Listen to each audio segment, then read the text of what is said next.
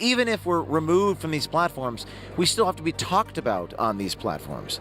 That means the stories have to be strong enough where we force them to talk about it. James O'Keefe's organization, Project Veриtas, has collected testimonies and video evidence from dozens of whistleblowers in major institutions like Google and Facebook. Throughout my time there, anytime that Trump was giving a speech, Facebook told us to look for hate speech coming from his speech.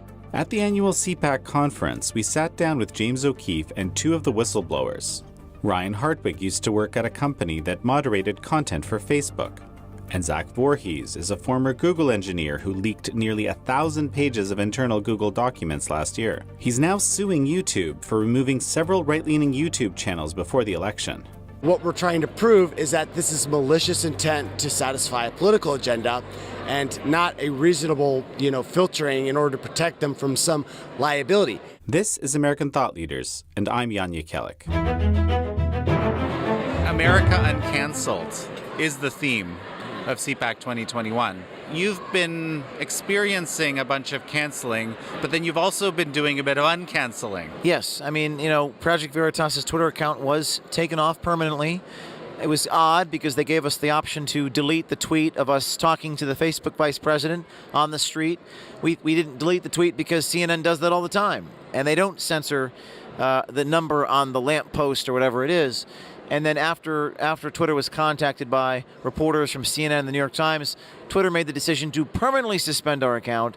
And it's scary. It's scary what's happening, but I do believe that content is king, not platform. I believe that content is king. So if the story is good enough, it'll get itself into the mainstream media. I also believe that people say we should go to Parler and these other platforms or create a new platform. And it concerns me because I think we need to be in the town square. I don't think we should leave the town square and whisper amongst ourselves.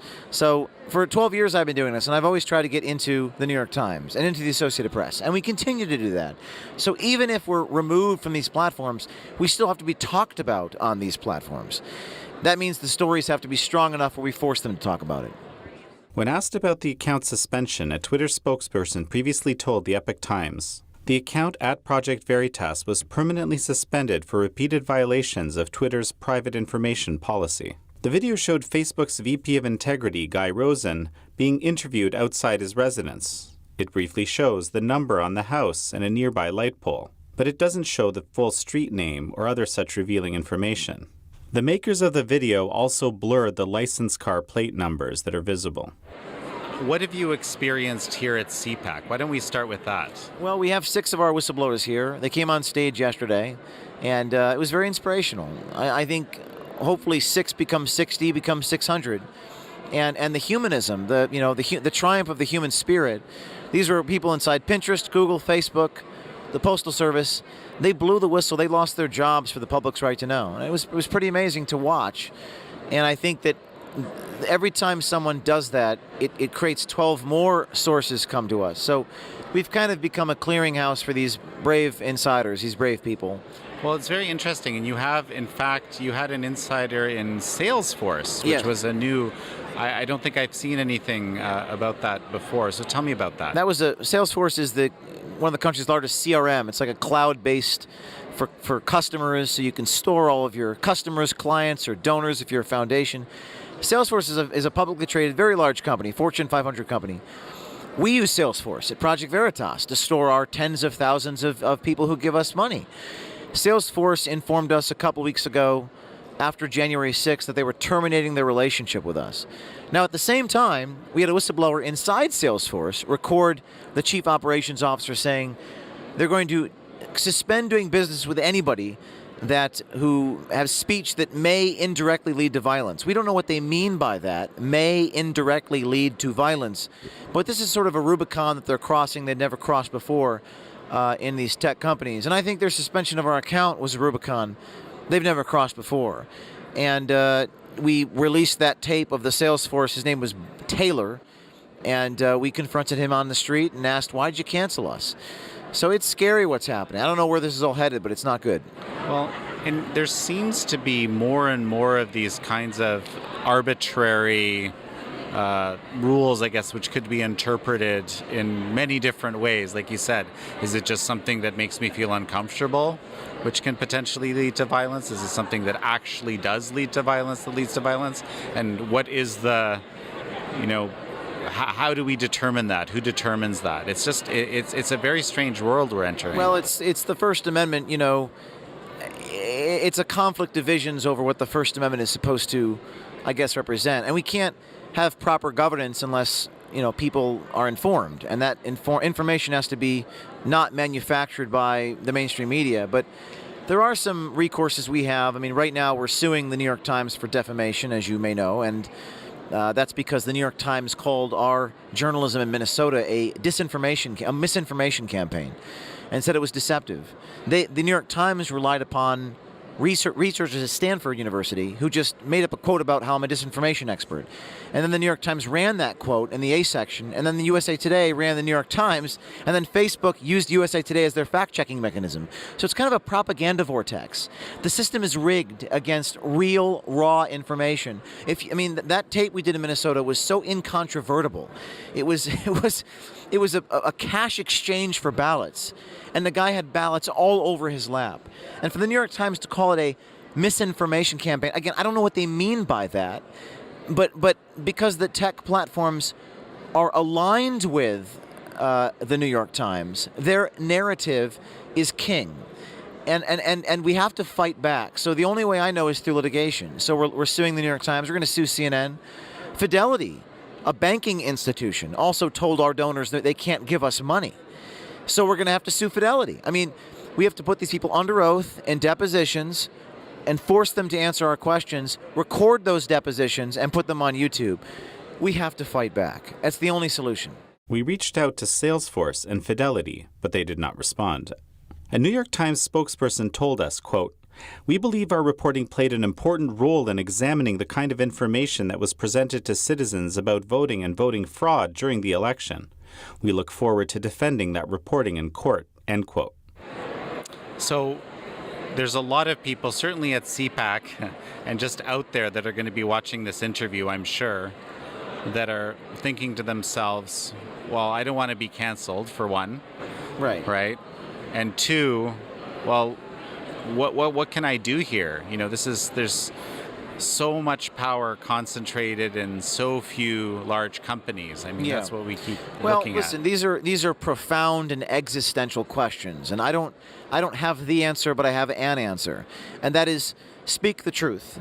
Even, like you say, the cliche, even if your voice shakes, even if you're canceled, speak the truth. I mean, I'm here, I'm with you and you're interviewing me because of what we do here. We do stories that make an impact. We did a story a month ago that led to the termination of a PBS lawyer who was caught on a hidden camera. That made the Associated Press. So we have to tell the truth. Now, a lot of conservatives, by the way, I don't consider myself part of the conservative movement. I'm a fact finder. If that makes me conservative, oh, so be it. But a lot of the conservatives are worried about losing their Twitter accounts. And if you think about the absurdity of that, that's like saying, I'm worried the New York Times won't like me if I tell the truth.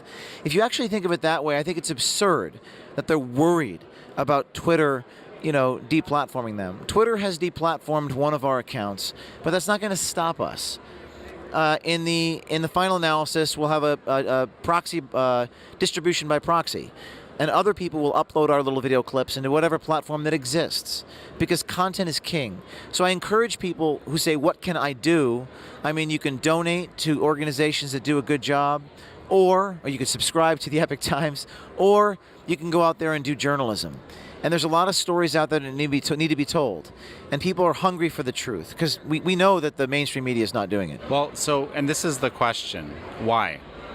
Well, there's a sort of, I keep going back to this book by Noam Chomsky, who, by the way, is not a right-winger, Manufacturing Consent. Keeps ringing in my mind, too. Everyone should reread that book. That answers your question. There's a symbiotic relationship between mass media and the powers that be, and journalism has been gutted. Newspapers don't, 25 years ago, there were investigative reporters in every capital. They don't exist because of big tech, because they've sucked all the revenue away from these papers, which have now been bought by hedge funds. They fired all the reporters. So there's no reporting. There's no journalism. And it's all about narrative. It's all about narrative. In fact, the bifurcation between the audiences, facts don't even matter anymore. I mean, it's just about opining and narrative.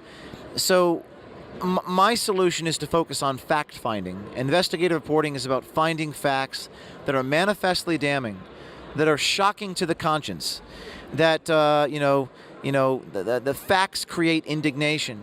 So 30 years ago, 40 years ago, you had muckraking journalism. It's gone. It doesn't exist. And it's against the interest of these large, corporations to do that sort of thing. They'd rather just placate their audiences. Dean Baquet at the New York Times just wants to tell his subscribers what they want to read and hear. Same thing with the Washington Post, which was bought by Jeff Bezos. And Marty Barron is retiring from the Washington Post. So I think the solution is citizens have to do it themselves. And that's what we're trying to do at Project Veritas. And we will create a legion, an army of whistleblowers. We have 6, 7, 8, 9, but we'll get to 50 this year. Yeah, and certainly there's a few upstart media out there that are trying to tell the truth as well. So yes, there's some good people here. You guys are doing good work. You're taking on some of those powerful people in the history of the world. So I appreciate that. We have an uphill battle. Any final thoughts, James? I mean, a shameless plug for our tip line, Veritas Tips at protonmail.com. That's VERITS tips at protonmail.com if you're on the inside and you want to reach out to us. Walking here, just in this hallway, I've had a number of people who say, hey, I'm a teacher, or hey, my sister works at Facebook. So people reaching out to us in droves. Well, such a pleasure to have you on again. Thank you.